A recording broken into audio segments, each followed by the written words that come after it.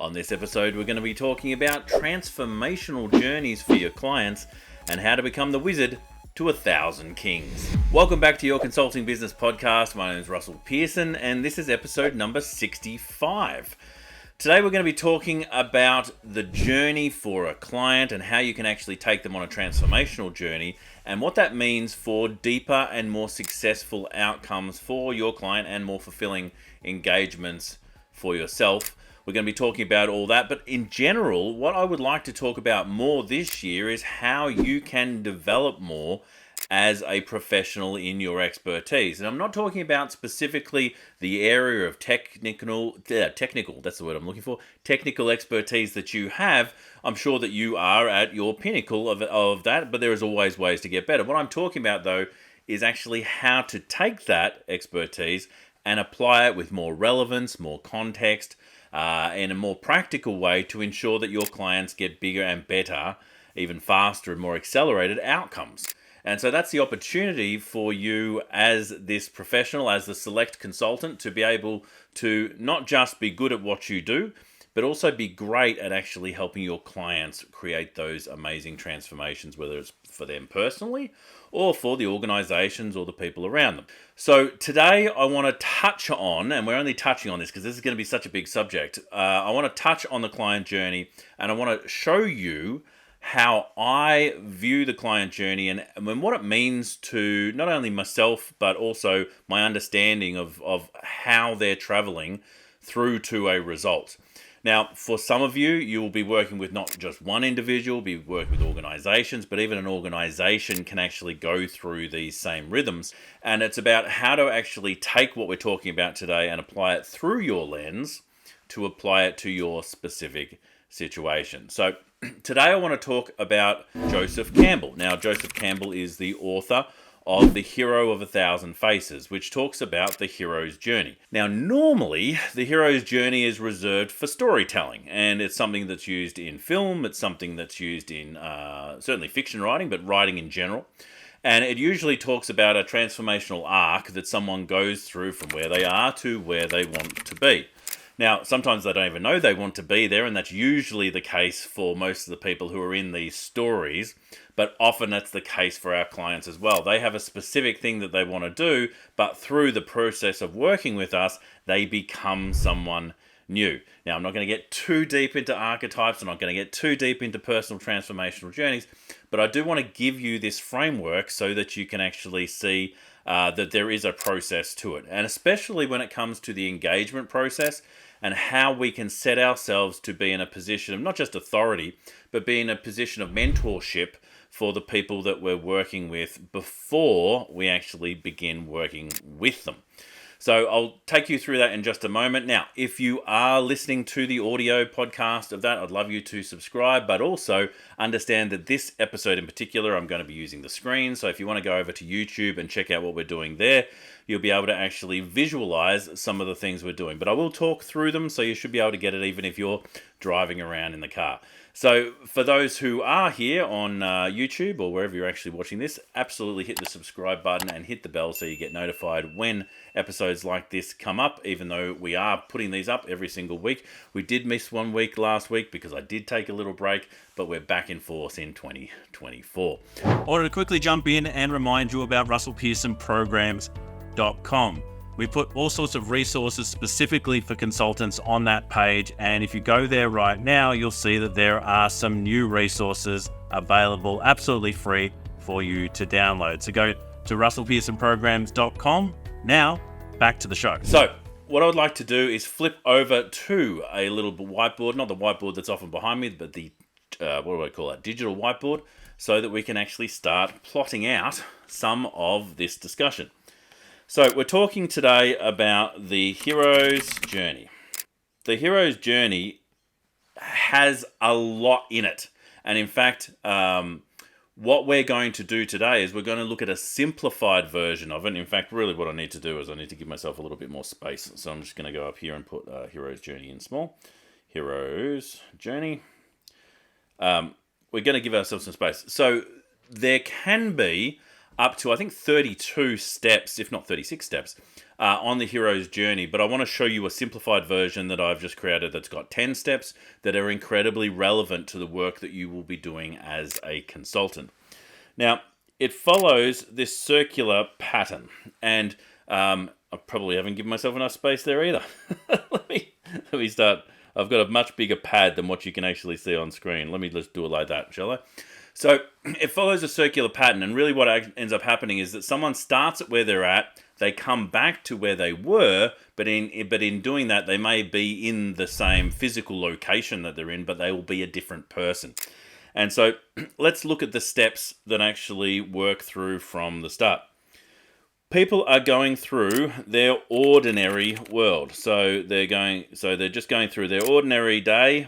They're in their ordinary world. They're just going through the paces, doing the things that they would be doing on a regular basis.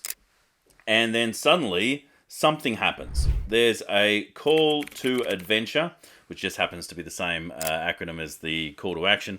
But there's a call to adventure. Now, what is the call to adventure? The call to adventure is something happens in their world. Something, it could be, I like to think of the concept of feather brick truck. A little tickle of a feather might happen behind their ear, which is like they see something or someone says something, go, oh, I should really do something about that. I think I would like to change, but the feather's very, very light. And so often what they will do, instead of accepting that call to action or call to adventure, they will actually deny the call. They'll say, no, I won't worry about doing that. Don't worry about it. I'm going to ignore it. And then suddenly something more, something with a greater impression, let's say a brick, will come along and smack them over the back of their head. And they'll go, oh, no, I do need to do something about this. I really need to get into action. And sometimes they will deny the call again. Now, if they deny the call for the third time, eventually a truck will come along and actually move them forward in the story. So the truck is like a major incident that can happen in someone's life to actually force them to accept the call.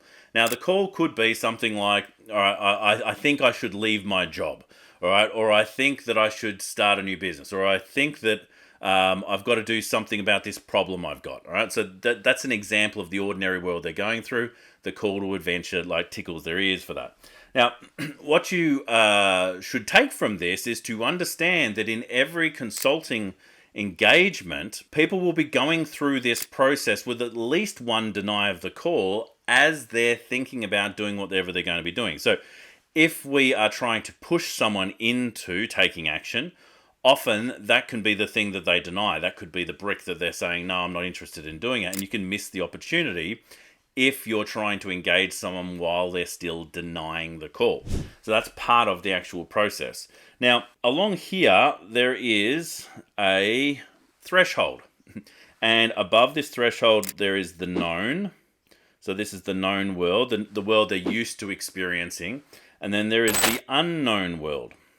And this is the area that they don't know yet. Now, you may have heard of, I know what I know, and then I know what I don't know. But there's also the I don't know what I don't know, and a lot of that's in the unknown world. Now, we as the mentor or the advisor or the wizard get to take our hero across the threshold and into the unknown world. Now, at the point in time when they accept the call, that's after denial, the mentor will show up. So the mentor shows up, we are that mentor. So ideally, we're in their world at some point, but they don't recognize us as the mentor until they're ready to accept the call. That is why a lot of the processes that we teach inside the Forge are about how to identify when someone is ready to move forward so that we get not only a far easier process to sale, but we're also positioned as the mentor. We don't want to be positioned as a salesperson. We don't want to be positioned as a service provider even. We want to be positioned as the mentor for these people so that we can actually help through advice and through coaching and consulting to help them get to the outcome that they want. So there'll be something that is the call to adventure, which is the thing that they want to improve. Now, people just don't improve through the doing of things. They become someone else in the journey. And that is what this hero's journey is all about, is to understand that the clients that we're working with are going on some emotional or transformational journey to get from here to there. Right? So they'll meet the mentor. The mentor will then take them across the threshold into the unknown world. And that's like, all right, they're going to start working with us, or they're going to join one of our programs, or whatever it might be. That's crossing the threshold. And crossing the threshold can be a significant experience for some people. And that's why onboarding and having a good onboarding process is always a good thing. Making sure that you're actually testing people before you take them across the threshold to make sure that they're not about to deny the call. Because sometimes they're like, oh, well, I'm thinking about doing this thing. And then you might ask them, well, what's the priority of doing it? And they go, well, I guess I don't have to do it now. I could do it later. That opportunity is not ready to go. And so we want to test that to make sure that they are ready to cross the threshold. Now, when they cross the threshold, we'll take them by the hand and we'll lead them through to experience what's beyond it. And beyond it, there are a number of things. There are trials. There are things they're going to have to face. There are allies that they're going to meet. Now, those allies could be people that they meet. They could be tools, maybe, that are helpful. There are things that they're going to get in this unknown world which are going to help them on their journey. But there's also going to be enemies. There's the enemies that are known, and there's the enemies that are unknown. There are these, and hopefully it's not going to be individuals that are the enemies, but it might be. But it also could be roadblocks, mental roadblocks, limiting beliefs, things that are actually getting in the way of them taking next steps. Now, for them to achieve those trials, for them to engage with their allies and beat their enemies, there will be some major ordeal that these people will have to face to transform to someone else. Now, if you know that that's going to be happening, then you can prepare for it, because it means that even if the ordeal is as simple as you're trying to help someone get some new clients, as we do in the Forge, and they're feeling very uncomfortable about maybe sending a simple email or doing an event or whatever it might be, that simple task may actually be the ordeal. And so, but knowing that, you know that there is a process to get to it, because it doesn't just happen. We look at the ordeal as being over here. So the ordeal's over here. Ordeal. Yeah, that's right. Ordeal. It's a little bit messy. Let me clean that one up. Ordeal is going to be the thing that they need to overcome to become the new person. Now, on the way to the ordeal, there is the approach. Now, that's what I was talking about just before, which is understanding that there will be a certain period of time when they're approaching the ordeal, or as Joseph Campbell says, approaching the cave. You know, it's like I'm heading toward where the dragon is. I feel like I've got some of the things with me, but I don't necessarily feel prepared for it. That's what the approach is. So it's kind of like the 80s montage of them preparing to actually go into battle or whatever it might be. But in that time, your client is going to be feeling uncomfortable, right? And so knowing that enables you to be there for them in the way that's going to help, not necessarily make them comfortable, because they're always going to be uncomfortable, but help them take the steps they need to take to face the ordeal. Now, in doing that ordeal, we don't want to make it overly hard, but we want to make it significant enough that they have accomplished something and they get a reward on the other side. If they don't get a reward on the other side, then the ordeal was not worth doing. And so understanding that, think about some of the quests, and I'm going to talk about that a fair bit this year as well, some of the quests that you can actually set for your clients, some of the tasks that they can go to achieve, some of the ordeals that they can overcome, in a way that it's challenging enough for them to feel some sort of anxiety about doing it. But when they actually do complete the task, number one, it is completable.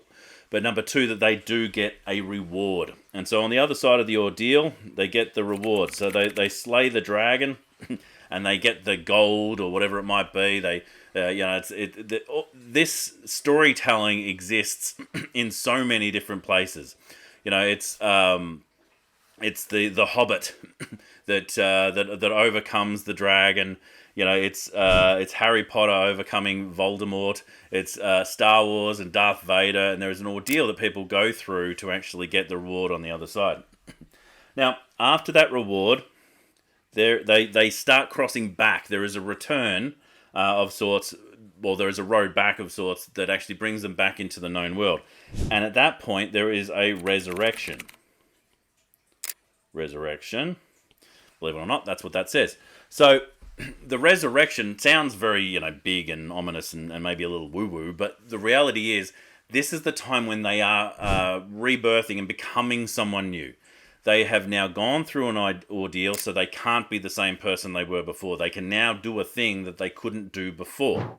They've accepted a reward, they've taken that, and they've actually become the champion, if that makes sense. They've gone from hero to champion. And now they are resurrecting, which means that they are looking at the world, the known world now, through fresh eyes. Which means that at this point in time, they can often feel a little put out. They can often feel a little bit like, I thought it would be better, but I've returned to my known world, and I'm now seeing that my known world isn't as good as it once was. That can happen a lot. There can also be depression, like a very, very light one, but light depression can happen after, say, a big event, but after the ordeal is completed because there's adrenaline that goes with it. And so knowing that the resurrection and the return, which is the next step here, the final step, the return is a time of contemplation when they start to realize that they are somebody new and that things are different than they once were. This is where we can start looking at what is the next journey we're going to help our clients take. Now, if you don't do that, if you're going to leave them in this sort of, they can just get to there and stop, but pretty much that's the end of our engagement. Now, that's absolutely fine, mind you, but and they might go back to their now new ordinary world for a while and live in that for a while before there's a new call to adventure. But you, as the mentor, may actually want to get ahead of that and say, all right, so we've got to this milestone, we've got to this horizon. We can now see that there's a bigger horizon past the top of the mountain that we've accomplished. Do we want to go there? And it is a great opportunity then to start the hero's journey again. In this case, we're going to go that way. No, hang on. That way is the way we're going. Yes. So it's now another opportunity to start another journey and for that person to become someone new. Now, a lot of Carl Jung's work talks with archetypes and archetypal transformation. And this fits really neatly into Joseph Campbell's hero's journey work and the Hero of 1,000 Faces. People move through different archetypes as they grow. And so understanding that is a great opportunity for you to be instrumental in their transformation and helpful on their journey. Because people are going to go through this even without you. They may meet the mentor and they may drop the mentor. It's the idea of they meet Gandalf and then he disappears during the trials. That can absolutely happen. Especially when they're doing it without you. But you may want to be there to advise, to actually set some of the trials, to set them up in an appropriate way so when they are making the approach toward the ordeal, that they have every chance of success rather than failure. Where because in the approach and in the ordeal, we can often see a lot of skeletons. They're looking at skeletons on the way up. All the businesses that didn't make it, the other people who didn't quite make the transformation. Well, it's our role and our responsibility as the mentor to help them transition.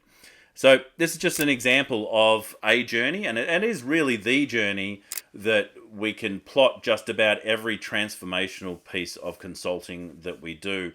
And what I'm doing today is really just highlighting that this is a first step in understanding that there is something going on behind the scenes. It is not just the proposal and the documentation and potentially the meetings and the strategic white papers and whatever it might be that you're presenting. If you want to have real effective change, then you want to look at where people are at in their journey, where they're ready to take the journey, when they're not ready to take the journey, and decide whether that's a client that you actually want to take on. But when they do take you on as their mentor and you do help them cross that threshold into the unknown world, that you are there with them, understanding what part of the journey they're walking up to in their way to the ordeal and celebrating the reward and then helping them make that transition back into the known world so they may decide to take the next step. So hopefully you've liked what you've seen today. Again, if you're listening to this on the audio podcast, you may want to come and check out the wonderful drawing I did. It wasn't, I have to say, it wasn't the best diagram I've ever done, but hopefully it made sense to all those who were watching it. And if you haven't already, go to russellpearsonprograms.com. We've got a resource there you might want to download, especially about the Select Consultant, because that is really the essence of the work we do in the Forge, and a lot of the work that we do through the individual programs that we run on a regular basis is help people become not just a consultant, but a select consultant, a consultant who gets to work when they want. They get to choose the clients they work with. They get to define where they work in the world and the hours that they work, how they deliver. That's the great thing about this modality, this business that we've chosen, is that you actually get to work however you want. And the process you'll go through on your own hero's journey is about understanding what design you want to bring into your professional lifestyle and what elements define success for you. So my name is Russell Pearson. Until next time, stay passionate, subscribe to all the different channels, and I will catch you on the next one. Bye for now.